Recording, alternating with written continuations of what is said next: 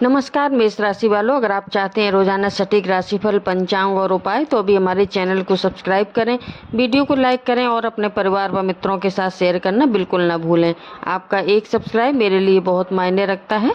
बात करते हैं 13 अगस्त आपके राशिफल की और जानेंगे ग्रहों का प्रभाव कि वो किस घर में बैठे हैं और आपके जीवन पर क्या प्रभाव डाल रहे हैं। सूर्य चौथे भाव में, बुध चौथे भाव में, गुरु चौथे भाव में, शुक्र छठे भाव में, मंगल तीसरे भाव में, शनि 12वें भाव में, राहु 11वें भाव में और केतु 5वें भाव में। चंद्रमा यानी मेष राशि से 5वें भाव को सक्रिय कर रहा है और ये आपके जीवन पर क्या प्रभाव डाल रहे हैं जानते हैं विस्तार से। मेष राशि वालों, आज आपको एक बात समझनी होगी, जो काम पिछले कुछ समय से रुका हुआ था उसमें अचानक गति आने की संभावना बन सकती है। लेकिन ग्रह यह भी कह रहे हैं कि जल्दबाजी से निर्णय लेने की बजाय पूरी जानकारी इकट्ठी कर लें। मंगल तीसरे भाव में है, आपको मेहनती, साहस, कम्युनिकेशन, नेटवर्किंग और अपने प्रयासों का भाव है। इसलिए आज आपकी सफलता का सबसे बड़ा मंत्र है, दूसरों के भरोसे मत बैठिए, अपने प्रयास को तेज कीजिए। आप जितना खुद आगे बढ़ोगे उतना ही परिणाम आपके पक्ष में आने की संभावना बढ़ेगी। चौथे भाव में सूर्य, बुध और गुरु हैं। मेष राशि वालों, चौथा भाव घर का होता है और चौथा भाव केवल घर का नहीं है, यह भाव बताता है घर, माता, संपत्ति, वाहन, मानसिक शांति, शिक्षा की नींव और जीवन में स्थिरता। इसलिए मेष राशि वालों के लिए आज का दिन घर और भविष्य की प्लानिंग के लिए महत्वपूर्ण है। अगर आप घर खरीदने का सोच रहे हैं, प्रॉपर्टी से जुड़ी बात चल रही है, रेनोवेशन या व्हीकल खरीदने का प्लानिंग है, तो आज जानकारी जुटाने से बातचीत आगे बढ़ाने का समय अच्छा हो सकता है। लेकिन एक बात का ध्यान रखें, मुहूर्त देखकर प्रॉपर्टी या बड़ी फाइनेंशियल कमिटमेंट ना करें। कागजात और कानूनी जांच अवश्य कर लें। नौकरी के लिए बात करते हैं मेष राशि वालों, छठा भाव संबंध, नौकरी, कंपटीशन, सर्विस, कोलीग और कंपटीशन का होता है। छठे भाव में शुक्र की स्थिति संकेत दे रही है कि वर्क प्लेस पर जो आपके लिए बहुत ज़रूरी रहेगा डिसिप्लिन रहना। आपका काम अच्छा हो सकता है, लेकिन अगर कम्युनिकेशन में कठोरता आ गई, किसी से कठोर शब्द बोल लिए, तो फिर छोटा मुद्दा भी बड़ा बन जाता है। इसलिए ज़्यादा ना बोलकर परिणाम कोई काम करके दिखाएं तो सबका काम ज़्यादा बोलकर नहीं, परिणाम देकर दिखाएं। अगर आप प्रमोशन का इंतज़ार कर रहे हैं तो अभी आपने परफॉर्मेंस रिकॉर्ड मजबूत करें। अगर इंटरव्यू देने जा रहे हैं तो प्रेजेंटेशन और कम्युनिकेशन पर ध्यान दें। और अगर जॉब चेंज करने का विचार है तो केवल सैलरी ना देखें, काम का एनवायरनमेंट देखें, ग्रोथ कितनी है, लोकेशन कैसी है, फ्यूचर स्टेबिलिटी कैसी है, ये सब देखकर ही नौकरी चेंज करें। और दूसरी नौकरी का ऑफर लेटर हाथ में हो तभी कोई रिजाइन करने का सोचें। तो ग्रहों की स्थिति बता रही है कि नौकरी क्षेत्र में मूवमेंट की संभावना है, लेकिन सही परिणाम के लिए प्रैक्टिकल एफर्ट्स जरूरी रहेंगे। और बिजनेस के लिए राहु 11वें भाव में है, इससे इनकम गेन और नेटवर्क को एक्टिवेट कर रहा है।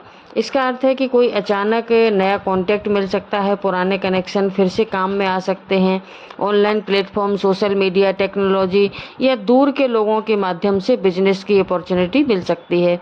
राहु का एक ही नियम याद रखिए, जो अपॉर्चुनिटी आपको बहुत ज़्यादा आकर्षक लगे उसकी जांच उससे भी ज़्यादा गहराई से करें, क्योंकि हर चमकती हुई चीज़ सोना नहीं होती है। और आज बिना पढ़े कोई भी कॉन्ट्रैक्ट साइन ना करें। एनवायरनमेंट में केवल किसी की बात सुनकर कोई भी पैसा किसी चीज़ में, किसी स्कीम में इन्वेस्ट ना करें। विदेश जाने का योग बना हुआ है, 12वां भाव विदेश, दूर स्थान, फॉरेन का होता है और यहाँ पर शनि है।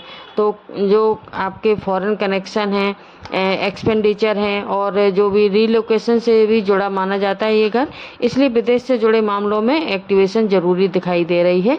विदेश में जॉब एप्लीकेशन चल रही है, स्टूडेंट वीज़ा की प्रक्रिया चल रही है, हायर एजुकेशन के लिए एप्लीकेशन है या फॉरेन कंपनी से बातचीत है, विदेश में रहने वाले व्यक्ति से प्रोफेशनल कनेक्शन है। तो ये समय आपको प्रयास जारी रखने चाहिए, आपको रिजल्ट्स देखने को मिल सकते हैं। विशेष रूप से जो भी पेपर वर्क है वो उसमें कोई भी लापरवाही ना करें।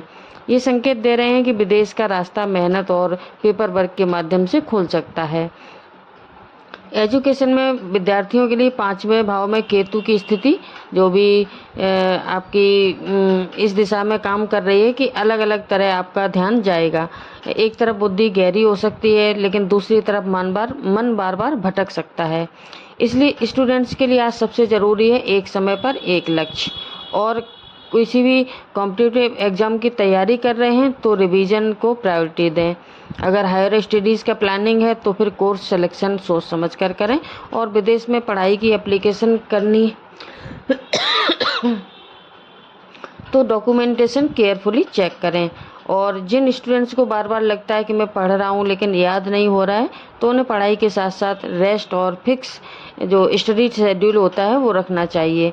सुबह या शाम गणेश जी या सरस्वती माता का स्मरण करके विशेष रूप से ये फलदायी रहेगा। घर और परिवार की बात करें तो घर में कोई बड़ा डिसीजन हो सकता है, माता की सलाह महत्वपूर्ण साबित हो सकती है और घर बदलने का, रेनोवेशन, प्रॉपर्टी या व्हीकल से जुड़ी बातचीत सामने आ सकती है। लेकिन सूर्य के कारण ईगो क्लैश से आपको बचना चाहिए और किसी बड़े व्यक्ति से बहस करने के बजाय उनकी बात सुनें। प्रेम और विवाह की बात करें तो जो अगर आप रिलेशन में हैं तो सामने वाले की हर बात का गलत अर्थ ना निकालें। और आज कोई भी सस्पेंशन या कोई कम्युनिकेशन की ज़रूरत है सबसे ज़्यादा। और जो लोग सिंगल हैं उन्हें अचानक किसी व्यक्ति से कनेक्शन बनने की संभावना हो सकती है, खासकर सोशल नेटवर्क या कम्युनिकेशन के माध्यम से। लेकिन रिलेशनशिप में कोई भी बड़ा निर्णय लेने से पहले सोच लें।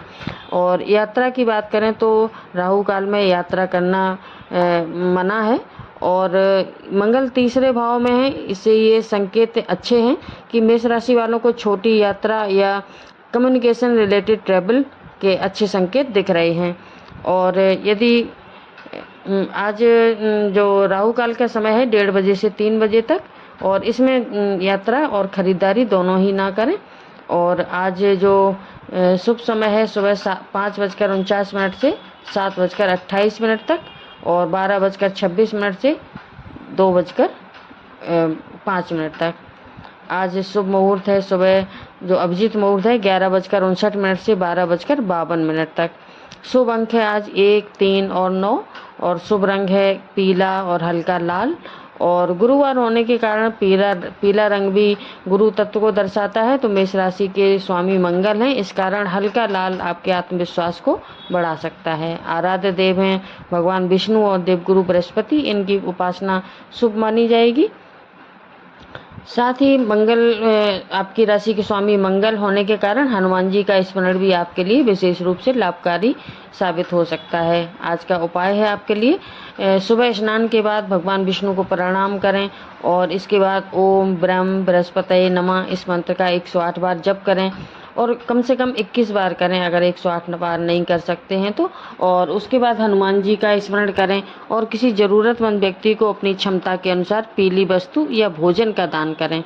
ये उपाय आपके मन को स्थिर करेंगे, सकारात्मक अनुशासन बनाएंगे आपके जीवन में और इससे निश्चित परिणाम का योग बन जाएगा। और किन किन चीज़ों से आज आपको बचना चाहिए कि बिना चेक किए हुए कहीं इन्वेस्टमेंट ना करें, गुस्से में ना बोलें और किसी डॉक्यूमेंट पर बिना पढ़े साइन ना करें, एक साथ बहुत सारे काम शुरू ना करें। और ये आज आपका सबसे बड़ा हथियार होगा कि फोकस, प्लानिंग और एक्शन। तो ये था आपका आज का राशिफल। वीडियो कैसा लगा कमेंट में ज़रूर बताएं। वीडियो को लाइक एंड शेयर भी करें। चैनल पर नए हैं तो सब्सक्राइब करना ना भूलें। धन्यवाद।